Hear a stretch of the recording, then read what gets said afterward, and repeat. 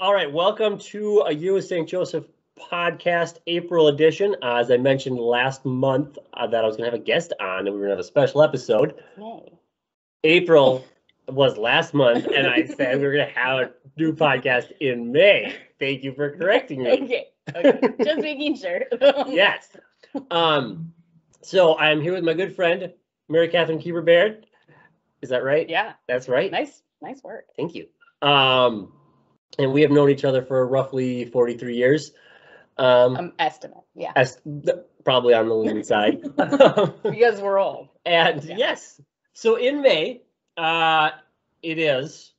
we kick off the month of May with the Feast of St. Joseph the Worker, which ties well into this podcast. But then the whole month of May is the month of Mary, which I guess reminded me of and said, let's do this in May, not April, because we're going to do it in April.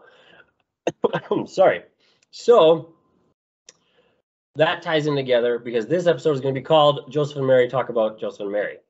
And, Oh, good. and more so, what it's like to be named after a saint. And more importantly, even if you're not named after a saint, the benefits and the values and the cool things that you can have when you have a good devotion to a saint and use them as kind of a guide to bring you closer to Christ. Yes. Yep. All right. Cool. But before we do I'm that, ready to go, obviously. All right. Before we do that, we are going to drink because if you listen to my March episode, I talked about the very sad state of affairs on how I am no longer Irish. But I believe you are a little bit Irish. I'm not. You're not I'm Irish. not. I'm 80% Scottish. That's close. it's acceptable. Yeah, that's like Yeah. 80%. So that's like 40% Irish. Yeah. So Yeah. It's like half and half. It's just confused. Yeah. So I was gonna say you sell yourself as an Irish person pretty well. So I Because thought I for the past drink 40 Irish. 47 years I thought you were Irish, but Scottish is pretty close. Scottish. So to rub it in my face, we're gonna have an Irish car bomb. The benefit to me is I get to have an Irish car bomb, which is one of the best drinks in the world. Yes. And is my favorite drink. It should be everybody's favorite. I'd That's say. true. Yeah. So with that, do you want to pour the Jameson? We got to pour the cream first. We have to pour first? Yeah. There's an order of operations Yeah, to this? So that You should do this. the You're the Irish person. the whiskey Scottish. Scottish persons. The whiskey sits on top. That's why All gonna go with the same place. it is. Yeah. But you do it the correct way. The way we like to call the right way. Like some people put them in small glasses, and that's just dumb because then the shot glass I doesn't. feel like this is an exceptional amount of alcohol. It always is.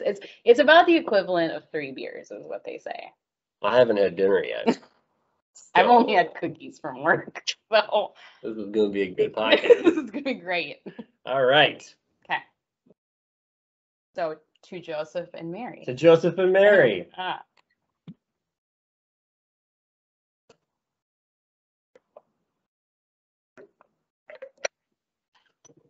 That was good. That timing was on point. Yeah, it was. And I must not have had one in a long time because it was real good.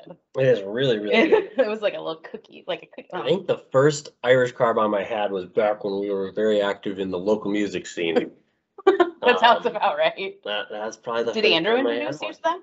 I think it was you actually. Oh, that sounds about right. Um, My brother also loved Irish.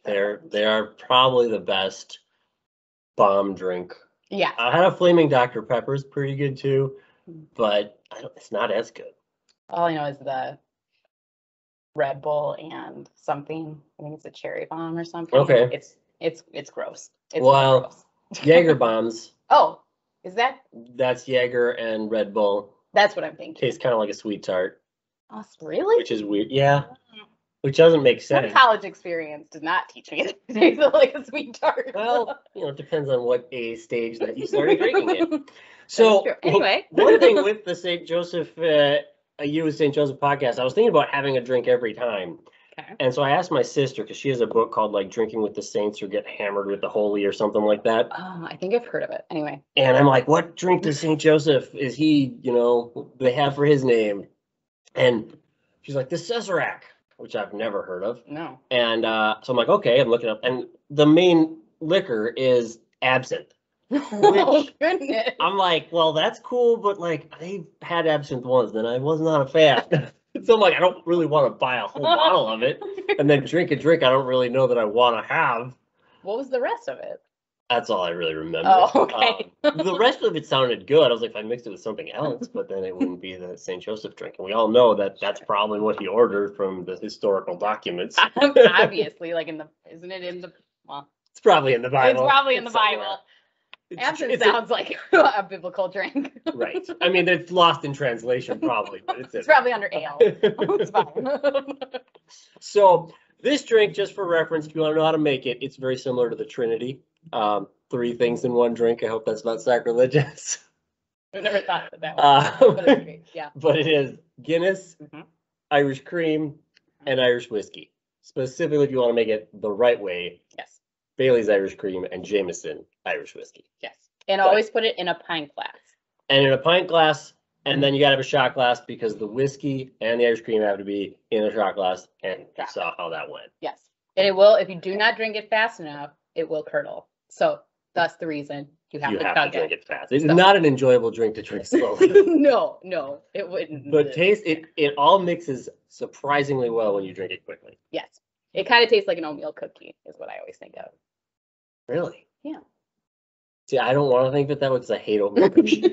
Okay, so never mind. But if you like them, There you go. there's a description. Anyway. Maybe you had someone who baked better oatmeal cookies than most people have been around. Yeah, I didn't have ones with raisins in it. though. Well, that Yeah. helps maybe because when I see the raisins, I'm like, ooh, chocolate chip. And then I'm like, who gave me this pill? So It does desecrate a cookie a little bit. I It hate does. raisins. Yeah.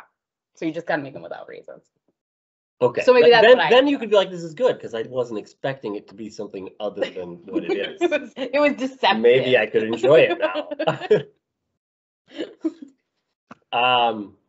All right. So after that digression, which was amazing, we should just do that from now on. I like that. This is about St. Joseph, though, not about Yes. drinking. Oh, you'll Yes. be drinking with St. Joseph. Drinking with St. Joseph. Yeah. In fact, you can see I didn't quite get all mine. It's starting to curdle. Yeah, I'm not going to finish it. So, Yeah. your name is Mary, It is. and I'm assuming that is directly after our Blessed Mother. It is. Okay. Yes. That was intentional, Yeah. not by chance. No. And I believe, if I'm not mistaken, you have a few tattoos. I I do. believe your first tattoo, Look at you. Ave Maria, right? Yes. And it's on your It's foot. on my foot. That's amazing that you remember that. Well, my second tattoo, Joseph attended. I was there It for was your a second very tattoo. Big deal. Yes. So anyway. I also yeah. remember very distinctly the guy talking about how his mother had never seen any of his tattoos, and he had sleeves, like sleeves of tattoos. That's He's like, yeah, my mom doesn't know I have tattoos. I'm like, you're a tattoo artist. How does she? And you're He's like, covered. no, I have to wear long sleeves every time I go to my parents, no matter what season. I'm like, how is that possible? But, Yeah. now Ave Maria, Yes. that is Latin for Hail Mary. Hail Mary. Yes. Now that was also after Mother Mary, or was that just really pretentious? No, it was after Mary, mostly because one, I do have a devotion to the Blessed Mother, but also because I knew if my mom saw it, she couldn't get super mad at me because it was dedicated to our Blessed Mother. So I was like, if she sees it, Clever. which she did, she would just be, I was like, Mom, it's for the Blessed Mother. And then once he's over the first one, then he's kind of carte blanche, Yeah, right? exactly. So So perfect. you just stick with like this like saint quotes and stuff. And Yep. you're like, Mom, this is for like guidance in my life. Which has it been? It has. I mean, you see it every day, probably, right? Yep. So, Yep. I mean, unless you sleep in your socks and No, I keep hate them on the next day. No, yeah, it has. It's a reminder that like if I'm stressed or whatever, I will say Hail Mary. And also like just when I've struggled with my faith and questioned it, it's like there's a reason why I put it there permanently, and it kind of has served that purpose, which is to remind me that I do have that dedication. Yeah, absolutely. And I think as far as I'm not to go into a whole tattoo tangent, but I think if you're going to get something permanent, right, you want it to be meaningful and you want it to be impactful. You know, I may make some enemies with this statement, but Like, I think I've heard people be like, well, you don't need to know what my tattoos are about. I'm like, well, you did put a permanent picture on your body. So I feel like it should mean something, Yeah. external. So if it has that impact. Now, I got a tattoo as well, and I don't want to say that because Mrs. Bacala won't respect me anymore. But I got a tattoo as well, and similarly, it's not after a saint, but it's an image of the Sacred Heart with 3 crosses in it. And when I showed my mom, she said, I love it. Which I think was her way of not crying, but and not disowning you. And at least being glad that it was a religious tattoo, not just like the devil on my arm. Or mermaid. Or mermaid. Well, I mean that we could probably pitch somehow. Some holy title in there, yeah. So do you ever feel like having a and I'll answer this question too, because I am also named after Joseph, as I've mentioned previously. With Mary and Joseph. But absolutely. Yeah. Do you ever feel when you think about the fact that you are named, this isn't a fair question, by the way, that you are named after the Blessed Mother, do you ever feel like that's a daunting task? Like, does that ever bother you? Like, oh man, she was like the most perfect human ever. And I mean, I'm pretty close, but I'm not quite there. Well, I have tattoos, so I'm obviously not. No. Yeah, I think so. I think it bothered me more when I was younger because my mom always constantly reminded me that I was married, or I was married. Oh my God. I was named after the most perfect woman that's ever lived. And I think it's just one of those things where you kind of have to take it apart and just be like, okay, I am honored to carry this name. Mm-hmm. And in that way, I am you take it as an honor more so than a daunt. And that I had to really kind of work with because because everyone we would go to airports and people would be like, oh, you're obviously Catholic. And I'm like, yes.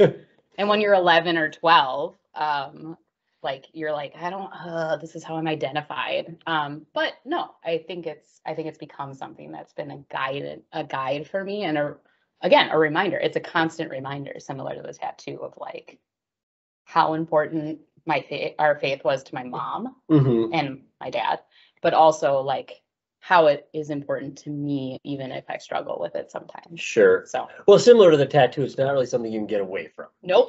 So it's always going to be there reminding you when you struggle or you have challenges, or I think we all go through downtimes and we struggle with our beliefs and our faith, but having that name makes it, and especially when your mother reminds you of that all the time. All the time. It's going to be hard to go, yeah, well, I reject that. Yep. I mean, I know she was 14 and she agreed to have Jesus, but whatever. My life's hard too. My life is very difficult. So, so the reason I asked that question, my mom is named after one of the most badass saints. She's named after Joan of Arc. Oh, so good. And she grew up she's always telling me I hated being named after her because I was like, I can't live up to that. Oh, wow. And my thought was, well, you're more holy than I'll ever be. I don't feel that way as much. I mean, if I start to go there, I realize I'm not that good. Yeah. But I don't think about it that often, which means I'm just, like I said, not that holy, apparently. It doesn't even cross my mind that much. I do my best, right? I'm kind of like him. Yeah, we do. We have similarities, like a name and kids, and a wife. A kid. There's a few things there that correlate. But if I were to go there, I'd realize I don't measure up at all. I feel like that can send you down to a deep hole, though. It sure could. Because both of us, I think, have names that are very prominent and very so the saint, obviously the saints are amazing, but the saints were flawed. Mm-hmm. Yep. So I think about Mary, and it's Mary didn't even have a flaw. Yeah, that is rough. That's rough. That's a good point. I have not thought of that. One of the reasons I love the saints, and I always will identify with the saints, is the fact that they are flawed and they're still saints. So it's oh, it's possible for us to be. We have a chance. We have right? a chance. We can do this. But when you have a name like Mary, it's there's no leeway. Right. You don't get to go, well, you didn't, you just were awesome always. So that's cool. All the time. This is always one of my favorite questions that people ask. confirmation kids who get confirmed, did Mary ever get angry at Jesus? Because is that technically a sin? And so then Mary sinned. And it's like, Yeah. like I mean, that's gotta be hard to wrap your mind around. I would think yes. I mean, just to answer the question, I think she did too. Well, no, He's a but both- guess what did he do wrong? So being That's angry true. isn't wrong, but Jesus wasn't sinning, so like, what would she have to yell at him about? One of But- them would have lost their patience incorrectly. well, but it's like I feel like on Mary's end, it's like righteous anger, which is okay. Sure. But like, She probably got angry with Joseph. I mean, he was probably like, the one sinner in the family, so. yeah. I mean, he did question why she was pregnant. Right. So it's like, Right. come on. Which I feel like is reasonable. Oh, Like, for sure. I feel like I, would probably have to ask Questionable. that question if, I didn't do certain things that would lead to certain things That would lead with a to a certain baby. person. Yeah. But like with Jesus, it's like, when does he enter the age of reason? Sure. So like, could he have been sassy when he was little? Probably, because he wasn't in the age. I don't know. When the kids ask me It that, is. it's like, And I asked my brother-in-law, I was doing this podcast, and before one of them, I called my brother-in-law, who's has a PhD in theology, so he's like a pretty big deal. His name is Dr. Mike, and you Ooh. shall refer to him as such. I will never call him just Mike. Good. Don't. I mean, just Super offensive. just to make him feel awkward, make sure you don't. But I called him once before a podcast because I was going to say something, and I was like, so I sent him a text, of course. I'm like, because what did Jesus like know whatever? Did he know he was the Son of God like when he was a baby? Kind of a question. Yeah. And he's like, then he asked me like 4 follow-up questions, and I'm like, yes or no? He's like, that's not a thing. Like, so then I called him, and I had to talk for like a year, and I got a lot of new information that I did not have. But apparently some of it is not totally set up. Like there's I feel like that's probably the case. Like, do we know what Jesus was thinking at that time? So what I ended with was like, if I surmise that this is possible, am I okay? He's like, yeah, that'd be one of the lines of thinking. I'm like, okay, just wanted to make sure. I wanted to make sure the Pope did not call me Exactly. and call me. Like, if this ever gets big enough where the Pope's calling me, like something cool happened, but something cool happened, or I did something really wrong. real bad happened. One of the two. One of the two.